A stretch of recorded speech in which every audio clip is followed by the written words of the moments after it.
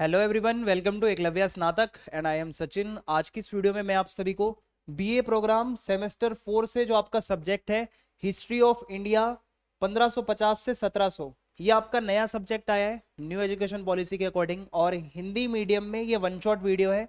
और अगर अभी तक आपने कुछ नहीं पढ़ा तो अगर आप इन टॉपिक्स को पढ़ के जाते हो जितना आपको इस वीडियो में बताया जाएगा तो आप एक अच्छा डिसेंट स्कोर कर पाओगे और आपके पासिंग मार्क्स भी आ जाएंगे। तो चलिए वीडियो को आगे बढ़ाते हैं। अगर आपकी कोई क्वेरी है तो आप इंस्टाग्राम पे हमसे बात कर सकते हैं, यूजर नेम आप सभी के सामने लिखा ही हुआ है।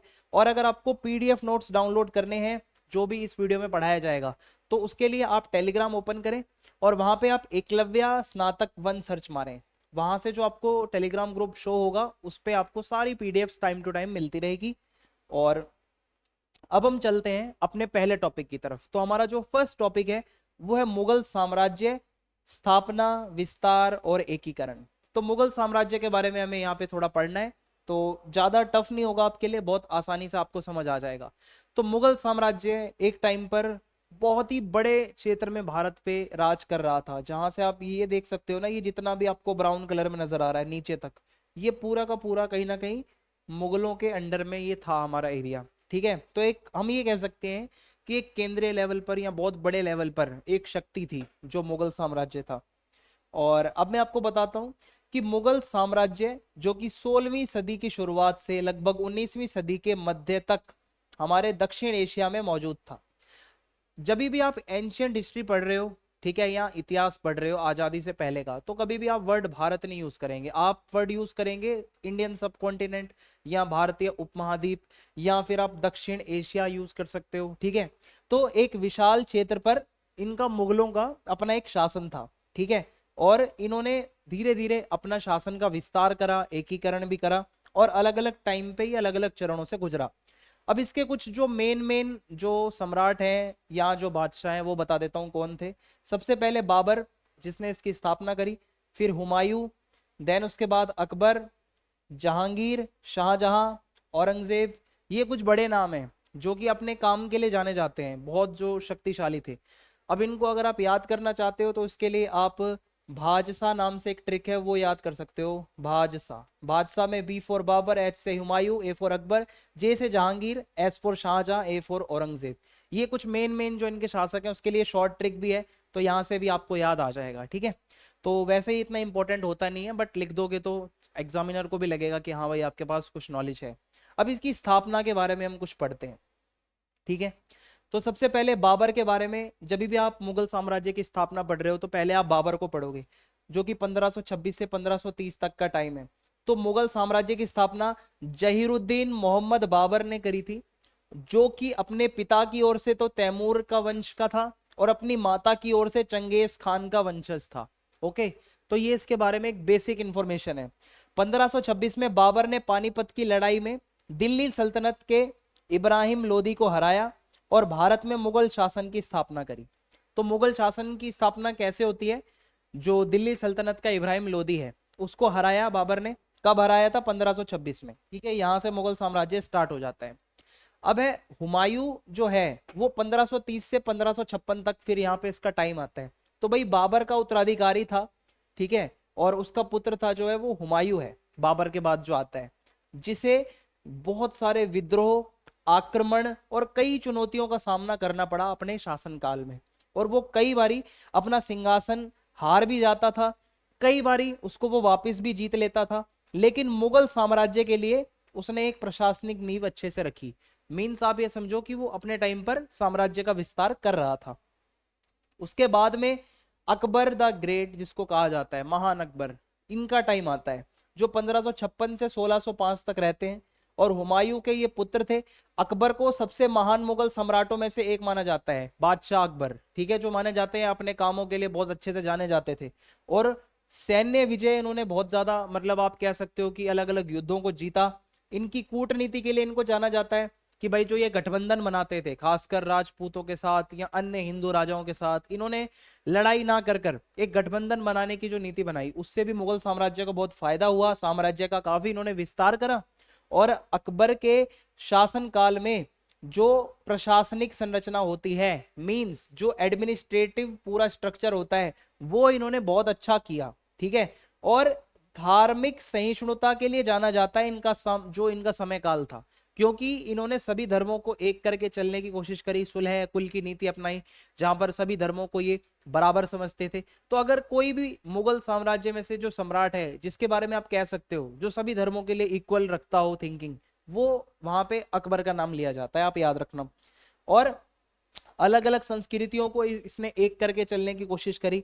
आर्थिक रूप से इनके टाइम पर मुगल साम्राज्य बहुत ज्यादा समृद्ध हुआ, तो ये इनकी नीतियों की वजह से बहुत ज्यादा जाने जाते थे। अब हम पढ़ेंगे विस्तार कि मुगल साम्राज्य का इसके बाद में विस्तार किन लोगों ने करा। ठीक है, यहां तक तो स्टार्टिंग थी। अब जहांगीर का टाइम आता है 1605 से लेके 1627 का। तो अकबर के बाद उसका जो बेटा है जहांगीर आया, जिसने सैन्य अभियान बहुत ज्यादा चलाए, मींस बहुत ज्यादा युद्ध लड़े और साम्राज्य का विस्तार करा। लेकिन विद्रोही सरदारों और अपने परिवार से चुनौतियों का सामना भी उसने करा। बहुत बारी जो उसके अपोनेंट्स होते थे, जो विद्रोही होते थे, वो उसको अच्छी खासी टक्कर भी देते थे। ओके, उसको इस चीज का भी सामना करना पड़ता था बहुत बारी, और कभी कभी उसके परिवार के लोगों में भी उसकी जो है लड़ाइयां हो जाया करती थी। फिर आता है शाहजहां 1628 से 1658। जहांगीर का बेटा था शाहजहां। ठीक है, जैसा कि अभी तक मैंने आपको सीक्वेंस बताया था, बादशाह, ठीक है, वही चल रहा है।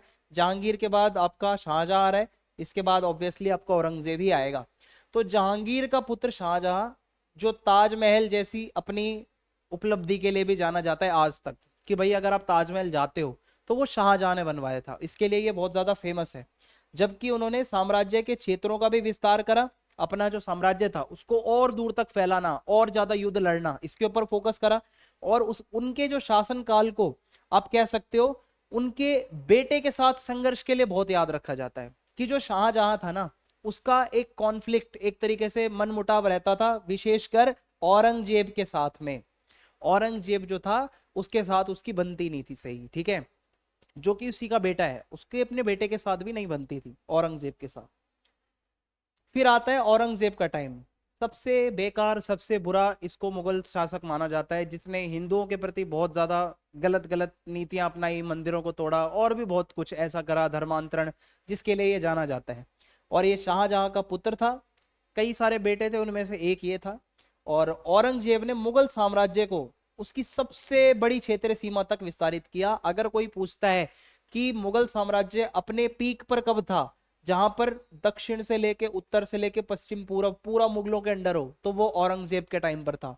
और लेकिन इसकी जो धार्मिक जो रूढ़िवादिता है, जो मैंने अभी आपको बताया कि ये धार्मिक रूप से बड़ा कट्टर था, ये अपने मुस्लिम धर्म के जो लोग, इस्लाम धर्म के जो लोग हैं, उनके लिए ज्यादा सोचता था। अन्य जो नॉन मुस्लिम्स हैं उनके ऊपर तरह तरह के टैक्स लगाना, ठीक है, उनका जीना आराम कर देना, या फिर बहुत ज्यादा उनके ऊपर यातनाएं करना, उसके मंदिर तोड़वा देना, जैन लोगों के मंदिर तोड़वा देना। तो ये सब काम बहुत करे इसने अपने टाइम पर। और मराठों और सिखों और राजपूतों के साथ इसका संघर्ष बहुत होता रहता था। कभी मराठाओं के साथ इसकी लड़ाई मतलब ये लड़ रहा है, कभी सिखों के साथ।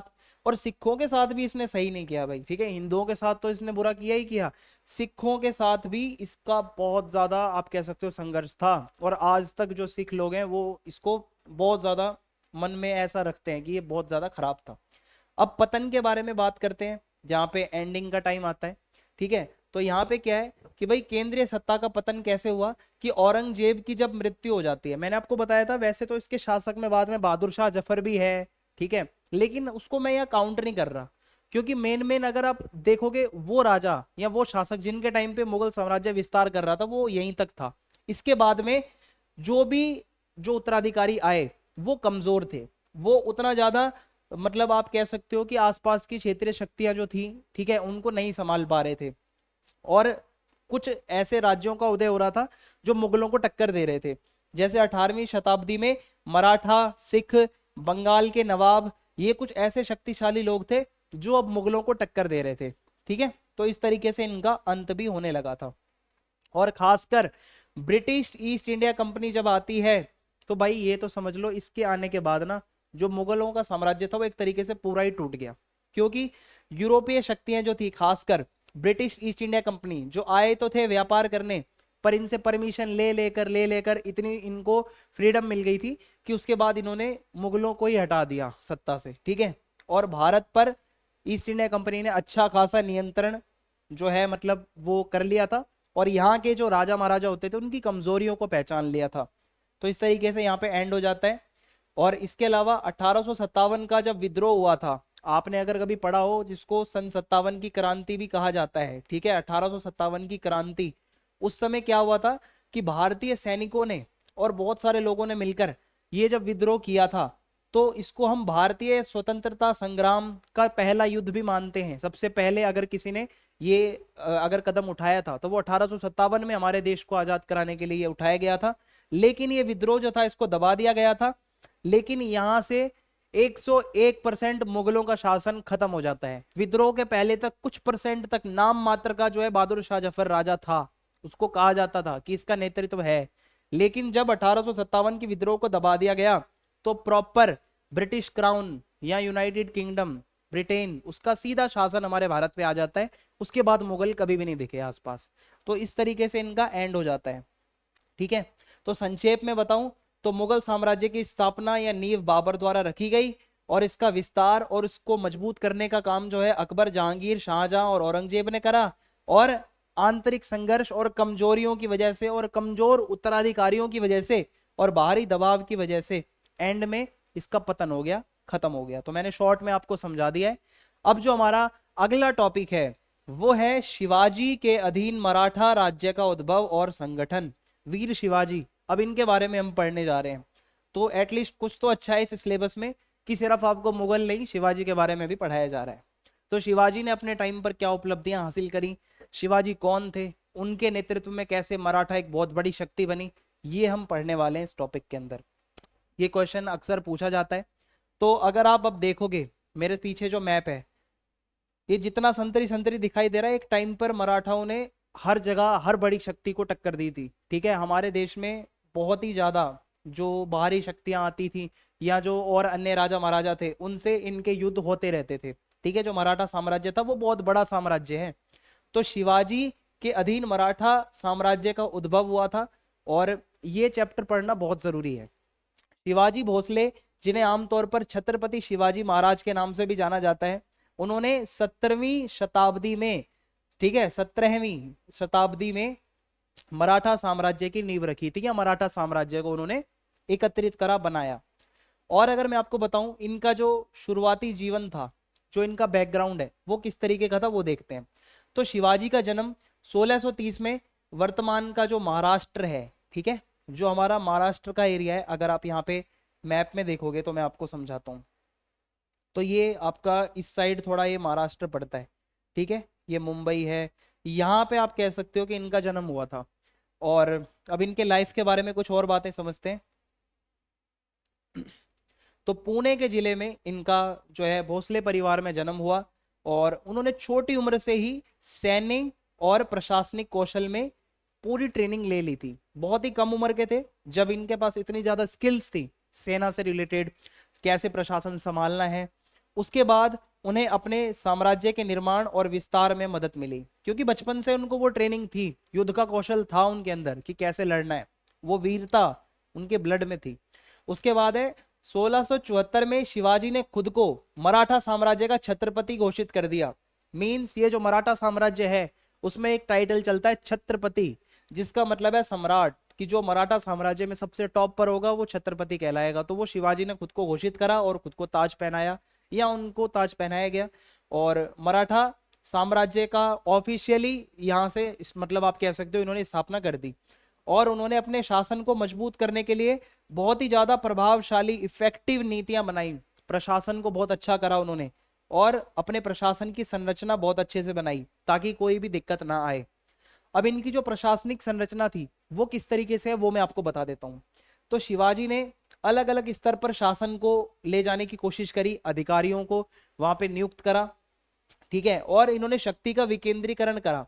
शक्ति के विकेंद्रीकरण का मतलब होता है, मान लो ये शक्ति का केंद्र है, मान लो राजा है, और अगर सारी शक्ति इस राजा के पास है तो ये होगा केंद्रीकृत साम्राज्य। अगर यहाँ पे सारी शक्ति छोटे छोटे स्तरों पर जाकर गांव लेवल तक भी आप बांट रहे हो तो ये होगा शक्ति का बंटवारा, शक्ति का विकेंद्रीकरण। तो इन्होंने शक्ति के विकेंद्रीकरण की कोशिश करी, और इन्होंने साम्राज्य को प्रांतों में बांटा, जिसको स्वराज्य कहा जाता है, जिले को प्रांत कहा जाता था, और गांव को ग्राम कहा जाता था। तो ये 2-3 लेवल पर इन्होंने प्रशासन को बांट दिया कि भाई प्रांत लेवल पर एक अलग अधिकारी होगा जो वहां के सारे कामकाज को संभालेगा, गांव लेवल पर एक अलग अधिकारी होगा जो बाकी के कामकाज को संभालेगा। तो इस तरीके से इन्होंने ये डिवाइड कर दिया सबका काम। फिर है सैन्य संगठन। सैन्य संगठन के लिए इनको बहुत ज्यादा जाना जाता है। शिवाजी ने मराठा सेना के नाम से जाने जाने वाली एक दुर्जय सेना, दुर्जय मतलब जिसको कोई हरा ही नहीं सकता, ऐसी सेना इन्होंने बनाई, और जिसने साम्राज्य के विस्तार में बहुत ज्यादा अहम भूमिका निभाई, क्योंकि भाई सेना जितनी मजबूत होगी साम्राज्य उतना ज्यादा आपका फैलेगा, और साम्राज्य की रक्षा में भी सेना का बहुत बड़ा हाथ होता है। तो ये था, और उन्होंने अपनी सेना को मजबूत करने के लिए नई नई सैन्य रणनीतियां बनाई, नए नए हथियार वगैरह डेवलप करे, और पूरी ट्रेनिंग दी सेना को बहुत अच्छे से। कहने का मतलब यह है कि इनकी जो सेना थी वो बहुत ज्यादा मजबूत थी। अब हम आगे बढ़ते हैं, राजस्व और अर्थव्यवस्था। अब इसको समझते हैं क्या है। शिवाजी ने क्या करा कि जो भाई पहले से एक रेवेन्यू कलेक्शन या राजस्व कलेक्शन की जो व्यवस्था चलती थी, रैयतवाड़ी, उसी पर आधारित एक राजस्व प्रणाली लागू करी थी। रैयतवाड़ी में क्या होता है, रैयत का मतलब होता है किसान, ठीक है। जो आपका किसान होगा वो डायरेक्ट आपको साम्राज्य को टैक्स देगा, ठीक है। जो टैक्स होगा वो सीधा राज्य के पास जाएगा, कोई बिचौलिया या मीडिएटर नहीं होगा।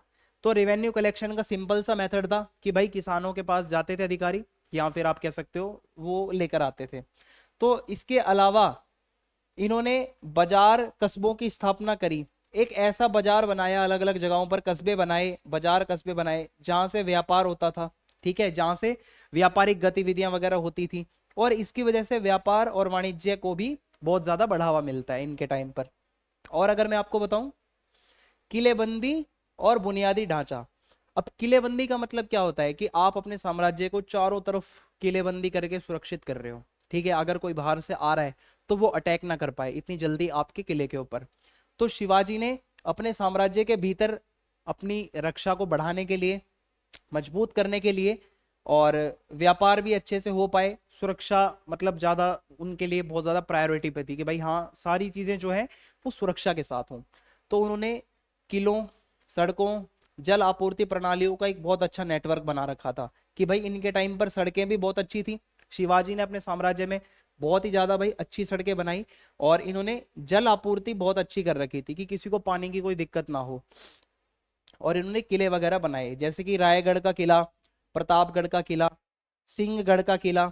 ये उनके कुछ किलेबंदियों के नाम हैं जो इंपॉर्टेंट थी, जो इन्होंने करी थी अपने टाइम पर।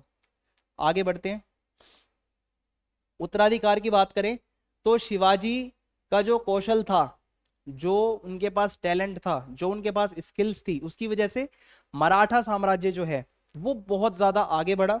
और 1680 में उनको जो है आप कह सकते हो कि मृत्यु की प्राप्ति हो गई, और उनके जो पुत्र हैं संभाजी, वो उनके उत्तराधिकारी बने, ठीक है। शिवाजी की मृत्यु के बाद संभाजी आते हैं, और उन्होंने दक्कन का जो क्षेत्र है वहां पे मराठा शक्ति को और ज्यादा आगे बढ़ाया। आप यहाँ पे देख सकते हो, ठीक है, कि मतलब जो आपका ये इंडिया है, तो जो आपका ये नीचे वाला क्षेत्र है ये आपका दक्कन का क्षेत्र है। तो यहां तक उन्होंने फैला दिया था आपका जो साम्राज्य था। अकबर के अधीन मुगल राजपूत संबंधों का विश्लेषण करें। अब अकबर के टाइम पर मुगलों के राजपूतों के साथ क्या संबंध थे, वो इस टॉपिक में हमें समझना है। मैं आपको बताता चलूं, जितना आपको पढ़ाया जाएगा ना इस वीडियो में उतना आप करके चले जाओ, आपका ये पूरा सब्जेक्ट बहुत अच्छे से प्रिपेयर हो जाएगा। तो अकबर के शासनकाल में पहले आप अगर देखोगे, इसके अकबर के आने से पहले क्या होता था, मुगलों और राजपूतों के बीच जो संबंध है वो संघर्ष वाले थे और तनाव वाले थे। मींस अकबर जब आया नहीं था उससे पहले मुगल और राजपूत दुश्मन थे एक दूसरे के। लेकिन मध्य एशिया से ये जो एक आक्रमणकारी थे भाई, थे तो आक्रमणकारी मुगल, जो मतलब ये मुगल थे, हमारे इंडिया के तो थे नहीं, बाहर से ही आए हैं। तो मुगल जो है उनको लगातार राजपूतों के साथ संघर्ष का सामना करना पड़ता था, कुछ और राजाओं के साथ संघर्ष का सामना करना पड़ता था। अब होता क्या है आगे, सुलह ए कुल। अब इसका मतलब क्या है कि अकबर का जब टाइम आया तो उसने सुलह ए कुल की नीति बनाई। मींस ये पूरे जितने भी लोग उसके साम्राज्य में रहेंगे वो एक परिवार की तरह रहेंगे, ठीक है, एक परिवार की तरह रहेंगे, चाहे वो किसी भी धर्म से आते हों, एक प्रॉपर परिवार की तरह रहेंगे, सभी के साथ शांति भरा एक व्यवहार हो, ठीक है, शांति स्थापना करना इनका पहला काम था। और उनका लक्ष्य यही था कि एक ऐसा साम्राज्य हो जहां प्रॉपर एक सामंजस्य हो लोगों के बीच में, लोगों को एक दूसरे पर भरोसा हो। अकबर की ये सोच थी। और जहां अलग अलग धर्म के, अलग अलग संस्कृतियों के, अलग अलग बैकग्राउंड वाले लोग शांति के साथ एक जगह पर रहें, ये अकबर की थिंकिंग थी। और ये नीति जो है राजपूतों के साथ भी उन्होंने अपनाई, तो उनका रिलेशन राजपूतों के साथ धीरे धीरे अच्छा बनता चला गया। अब इसके बाद है विवाह गठबंधन। अब मुगल राजपूत संबंधों को जब भी आप पढ़ते हो तो ये विवाह का नाम जरूर आता है कि भाई उन्होंने शादी करी थी राजपूतों में। कैसे? अकबर ने वैवाहिक संबंध स्थापित करे थे राजपूतों के साथ में, ताकि वो गठबंधन और मजबूत हो जाए, ठीक है, क्योंकि आप जब किसी के साथ शादी करते हो ना तो दो परिवार मिलते हैं आपस में, और उसके वजह से वो कभी लड़ेंगे नहीं कभी भी। तो ये भी एक दिमाग था अकबर का। तो उन्होंने प्रसिद्ध जोधाबाई, आपने एक सीरियल देखा होगा जोधा अकबर, ठीक है, या आपने मूवी देखी होगी जोधा अकबर। ये जोधाबाई जिनका नाम मरियम उज जमानी रख दिया गया बाद में, ठीक है, और कई राजपूत राजकुमारियों के साथ इन्होंने शादी करी मुगलों ने, ठीक है। तो इससे इन्होंने क्या करा, राजपूतों के साथ एक राजनीतिक गठबंधन बनाया, कि मीन्स एक ऐसा गठबंधन परिवारों को जोड़ दो और उसके बाद कभी भी वो लड़ेंगे नहीं हमसे। तो ये इनका एक दिमाग था, ये इसकी एक स्ट्रेटेजी थी। एकीकरण और समावेशन। तो अकबर ने क्या करा कि भाई अपना दबदबा दिखाने की बजाय, अपना प्रभुत्व दिखाने की बजाय, अपना सभी को एक करने, मतलब एक करके चलने की नीति अपनाई इसने, कि जितने भी लोग हैं, जितने भी समाज के लोग हैं, जितने भी वर्ग के लोग हैं, उनको एक करके चलो। और उन्होंने राजपूत सरदारों के प्रशासनिक और सैन्य कौशलों को पहचानते हुए उन्हें बड़े बड़े पदों पर भी रखा, ठीक है। इन्होंने, अकबर ने अपने साम्राज्य के जो ऊंचे ऊंचे पद होते हैं ना उस पर राजपूतों को भी रखा था, और कई अन्य लोगों को भी, अलग अलग जातियों के लोगों को भी रखा था, और राजपूतों को बड़े बड़े पद दिए थे अकबर ने अपने टाइम पे। धार्मिक रूप से भाई सहिष्णुता थी इसके टाइम पर। सहिष्णुता का मतलब होता है कि जहाँ टॉलरेंस होती है, ठीक है, जहाँ एक धर्म के लोग दूसरे से शांति के साथ रह रहे हैं।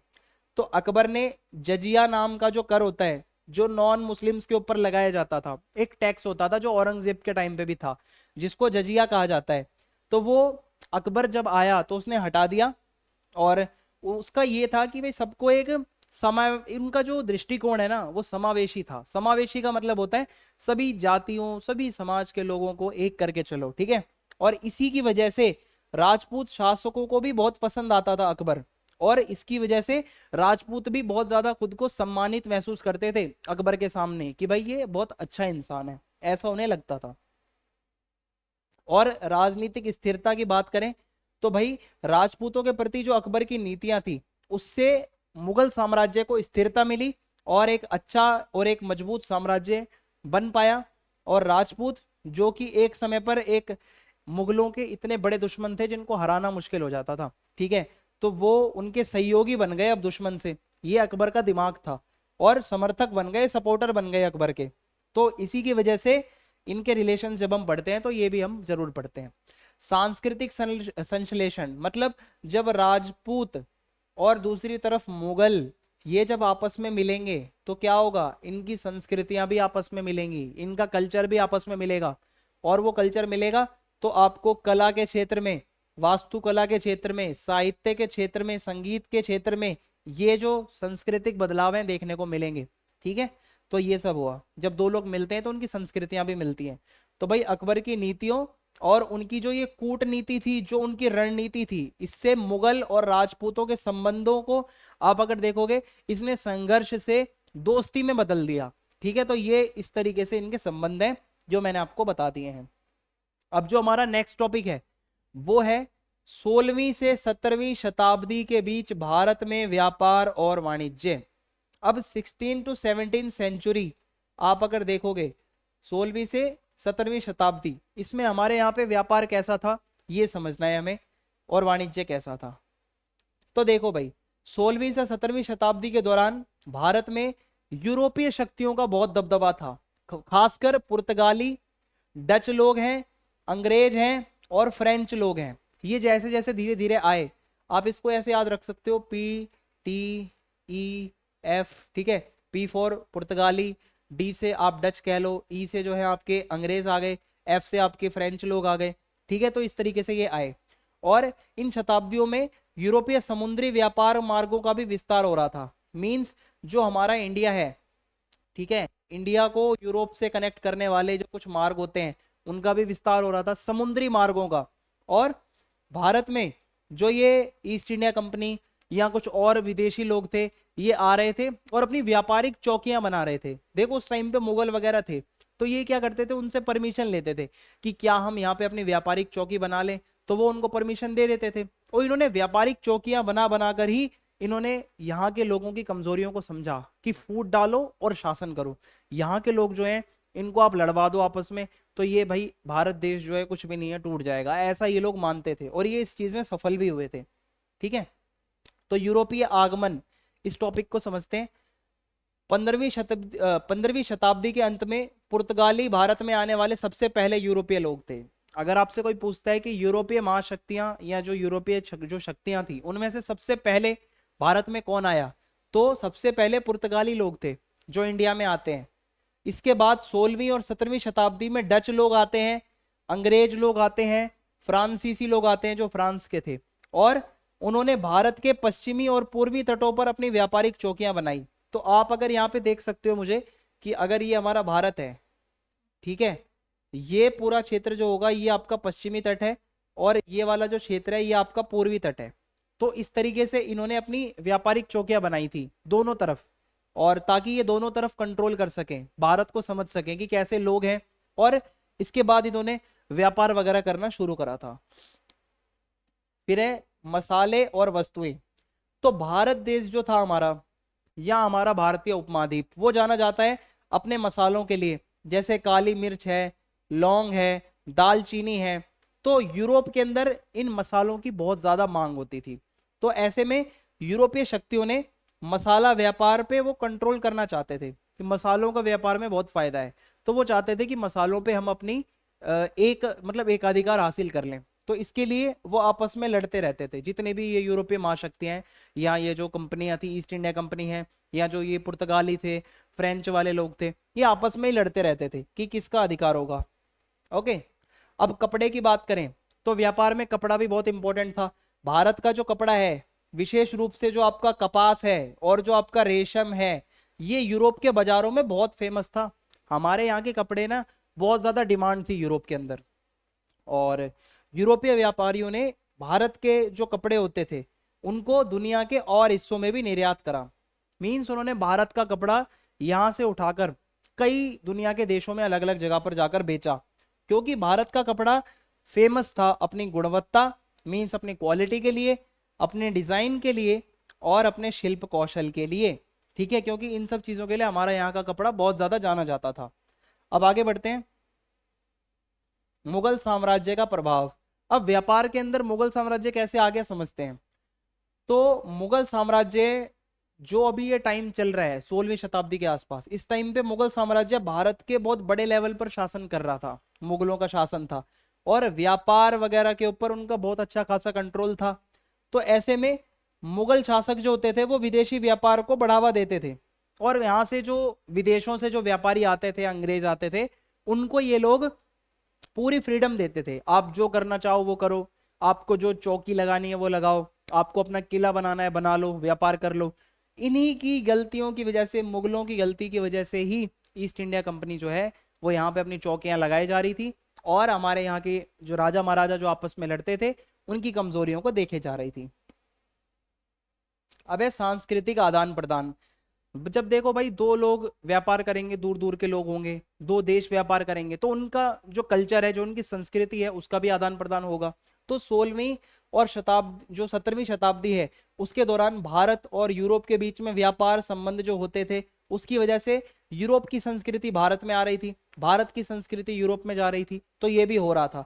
भारतीय कपड़ा, मसाले, यहाँ की कलाकृतियां, हैंडीक्राफ्ट्स वगैरह यूरोपीय स्वाद और जीवन शैली को प्रभावित कर रही थी। हमारा कपड़ा वहां पर पहना जा रहा था, हमारे मसाले वहां पर यूज किए जा रहे थे, और यूरोप की तकनीकें और यूरोप के विचार भारत में आने लगे थे। तो दोनों तरफ से ये चीजें हो रही थी, सांस्कृतिक आदान प्रदान हो रहा था।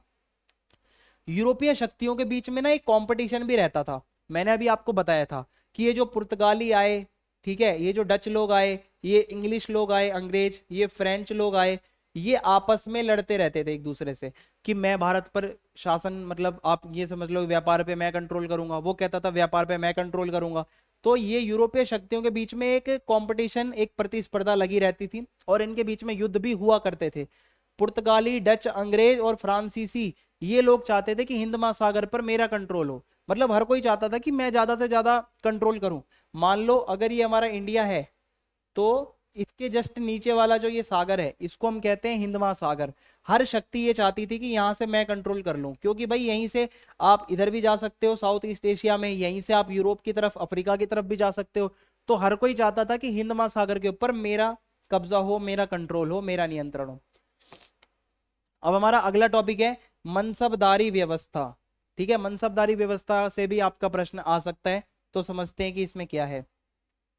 तो भाई ये मनसबदारी व्यवस्था आप कह सकते हो कि भाई मुगलों के टाइम पर विकसित होती है, और इसमें क्या इसकी विशेषताएं हैं ये आपसे एग्जाम में पूछा जाता है। तो आइए देखते हैं फिर क्या है इसमें। तो 16वीं शताब्दी के अंत में सम्राट या बादशाह अकबर द्वारा मनसबदारी जो व्यवस्था है उसको पेश किया गया था, स्थापित किया गया था। शाही नौकरशाही और सैन्य बलों को संगठित और नियंत्रित करने के लिए ये एक बहुत ही बढ़िया प्रणाली थी, जहां अधिकारियों को और इसके अलावा सैन्य बलों को एक मजबूती प्रदान की जाए, उसके लिए ये व्यवस्था लाई गई थी। अब इसको समझाता हूं मैं आपको। मनसब का शाब्दिक अर्थ होता है कोई भी पद या फिर कोई रैंक। ओके, तो अगर मनसब का कोई लिटरल मीनिंग आपसे पूछता है तो आप कह सकते हो कोई रैंक।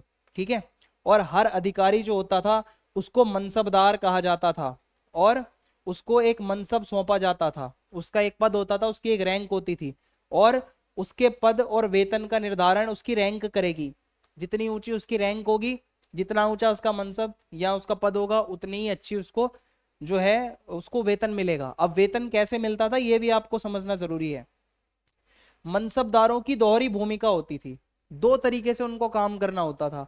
एक तो प्रशासनिक कार्य उनको करने होते थे, जैसे जो नागरिक प्रशासन है, मींस जितना भी एडमिनिस्ट्रेशन से रिलेटेड काम होता है, सरकारी कामकाज, वो करना होता था। जैसे टैक्स वगैरह कलेक्ट करना है या शासन वगैरह संभालना है छोटे लेवल पर। और सेना वाला काम भी इन्हें करना पड़ता था। तो दो काम करवाए जाते थे इनसे, एक तो एडमिनिस्ट्रेटिव काम हो गया और उसके अलावा सेना में भी इनसे काम करवाया जाता था।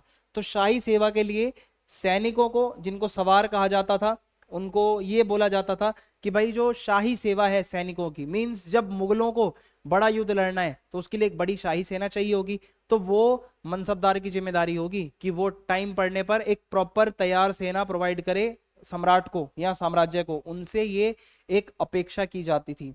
ठीक है, ये दो काम थे।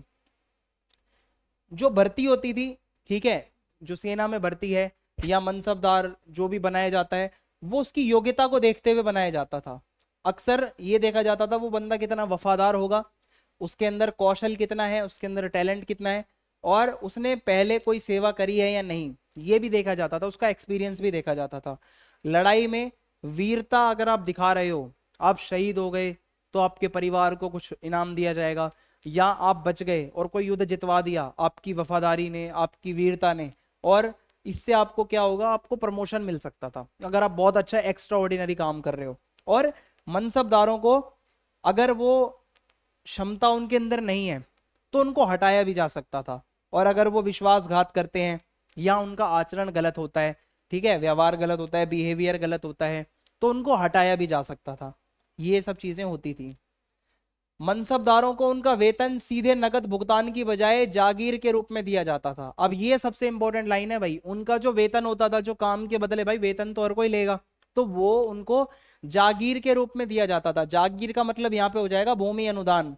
अब यहीं से समझ जाओ, अगर कोई जमीन है, ठीक है, जो मनसबदार होगा वो जो भी अपनी सेवा देगा उसको उसकी सेवा के बदले जो भुगतान होगा वो जागीर के रूप में किया जाएगा। और जागीर का मतलब होता है भूमिदान, या कोई जमीन को जागीर कहा जाता था। ठीक है, तो ये इस व्यवस्था की सबसे इंपॉर्टेंट विशेषता थी। जागीरें जो है उससे राजस्व भी मिलता था। भाई अब मान लो ये जमीन दे दी, इस पे आप अपना खेती करवाओ, कुछ भी करो, टैक्स वगैरह वसूलो, और उससे मनसबदार टैक्स ले सकता है। एक तो मनसबदार का फायदा हो गया, जमीन मिल गई, ऊपर से उसको वो टैक्स वसूलने का अधिकार मिल गया। और उनको एक ही काम करना होता था कि जो सैनिक होंगे ना, उनकी एक संख्या बनाए रखनी है। सैनिक कम नहीं होने चाहिए भाई। अगर आपको जमीन मिल रही है, सब मिल रहा है, सब कुछ मिल रहा है, तो आपको आपका जो काम है वो अच्छे से करना है। तो इस प्रणाली में वफादारी और सैन्य तत्परता बहुत ज्यादा मैटर करती है, कि आप वफादार हो, हमेशा रेडी रहोगे, और सैन्य रूप से आप हमेशा तैयार रहोगे। ये इस व्यवस्था में बहुत जरूरी था। ओके, तो विशाल क्षेत्रों पर बेहतर संचार और नियंत्रण की सुविधा प्रदान होती है इसकी वजह से। अब मान लो कोई बहुत बड़ा साम्राज्य है, तो अगर वो मनसबदारी व्यवस्था को अपनाता है, तो भाई उसका वो प्रशासन संभाल पाना थोड़ा आसान हो जाएगा। और सैन्य अभियानों के दौरान सैनिकों की तीव्र तैनाती रहेगी, क्योंकि भाई सैनिक हमेशा रेडी रहेंगे। ये तो भाई मनसबदार का काम है कि सबसे पहले सेना तो रेडी रखनी ही है। तो इस व्यवस्था से एक फायदा तो ये हुआ कि बड़ा क्षेत्र जो है उस पर प्रशासन अच्छे से हो जाएगा, और जो मनसबदार है वो हमेशा सेना प्रोवाइड कर दिया करेगा, और टैक्स कलेक्शन वगैरह में आसानी हो जाएगी, जिससे कि क्या है कि प्रशासन संभालने में दिक्कत नहीं आएगी, कोई भी टैक्स वगैरह टाइम टू टाइम आता रहेगा। हालांकि आप ये कह सकते हो इसने अपने चरम के दौरान, यानी कि मनसबदारी व्यवस्था जब अपने चरम पर थी, तो साम्राज्य को बहुत सफलता भी मिली और साम्राज्य बहुत मजबूत भी रहा, और एक बड़ा साम्राज्य इससे वो बना पाए जो मुगल लोग थे इस व्यवस्था से।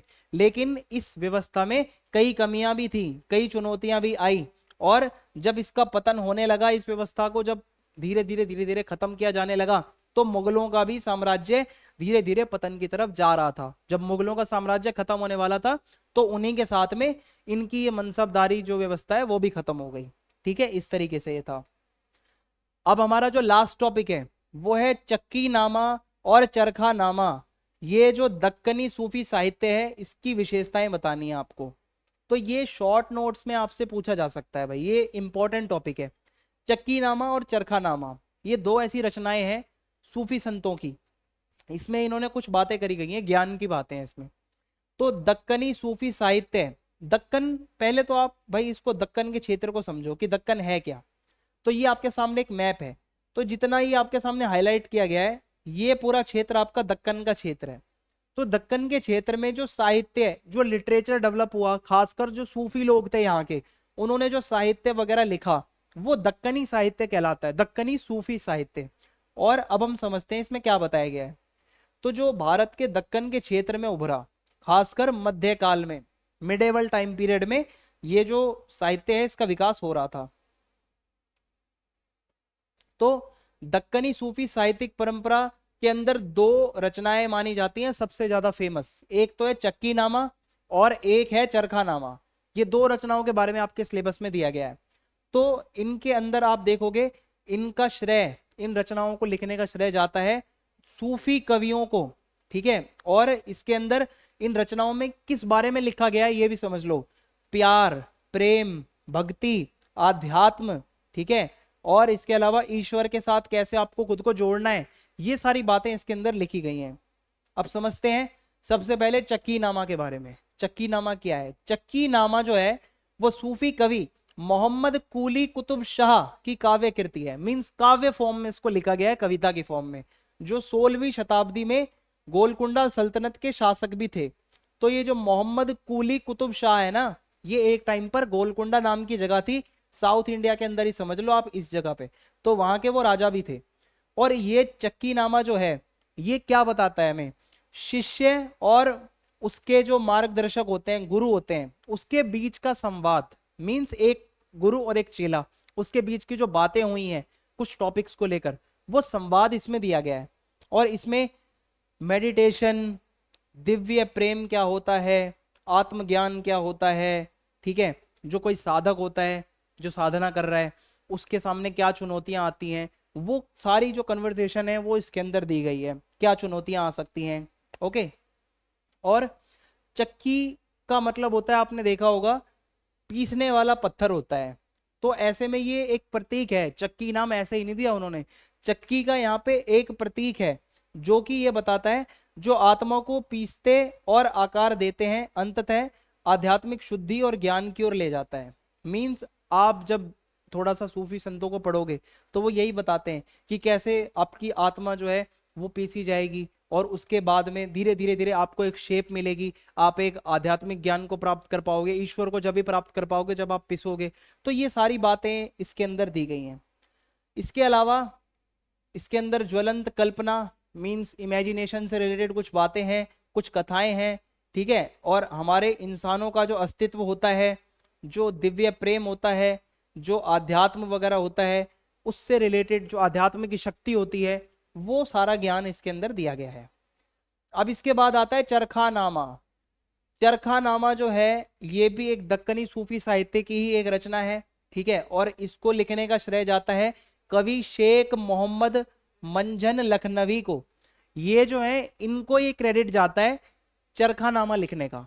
तो चक्की नामा की तरह ही चरखा नामा जो है वो भी सूफी शिक्षाओं के बारे में ही है, मीन सूफियों ने जो शिक्षा दी है वही इसके अंदर लिखी गई है, ठीक है। और जो हमारी जो ये चक्की नामा है, सॉरी चरखा नामा, इसको समझते हैं एक चरखे के रूप में। जैसे एक चरखा होता है, चरखा चलता रहता है, चरखा घूमता रहता है, तो चरखा इसके अंदर एक सबसे बड़ा प्रतीक है जो इन्होंने लिखा है, ठीक है। जो जीवन की चक्रीय प्रकृति को दर्शाता है कि हमारा जीवन भी एक चरखे की तरह है जो चलता रहेगा चलता रहेगा चलता रहेगा। ओके, तो ईश्वर के साथ हमें कैसे मिलना है, कैसे हमारी आध्यात्मिक ये जो यात्रा होगी, ये सारी बातें इसके अंदर लिखी जाती हैं कि आपको मेडिटेट किस तरीके से करना है, कैसे आपको ईश्वर प्राप्त होंगे, ये जीवन के चक्र से आपको कैसे मुक्ति मिलेगी, ठीक है। तो ये इन्होंने चरखा नामा के अंदर लिखा है। और इस चरखा नामा में इन्होंने कहानियां लिखी हैं, अलग अलग इन्होंने दृष्टांत उदाहरण वगैरह पेश किए हैं, बहुत सारे रहस्यात्मक बातें करी हैं। तो चरखा नामा जो है वो हमें प्यार, लालसा, वैराग्य, आध्यात्म, ये अलग अलग टॉपिक्स के ऊपर बहुत ज्यादा शिक्षाओं के बारे में इंफॉर्मेशन देता है। और जिससे कि जो भी इसको पढ़ेगा उनको सूफियों का दृष्टिकोण पता चलेगा कि भाई सूफी लोग जो होते हैं वो मानव जीवन को किस तरीके से देखते हैं, समाज को वो किस तरीके से ले देखते हैं, सूफियों की क्या अंडरस्टैंडिंग है, वो सब आप इसमें से जान पाओगे। तो ये जो मैंने आपको टॉपिक्स बताए हैं, इतना आप करके जाओगे तो इस सब्जेक्ट में आप बहुत अच्छा स्कोर कर सकते हो। चैनल को आप सब्सक्राइब करना ना भूलें, वीडियो को लाइक कर दें, कमेंट में अपना फीडबैक दें और वीडियो को शेयर करना ना भूलें। जय हिंद, जय भारत।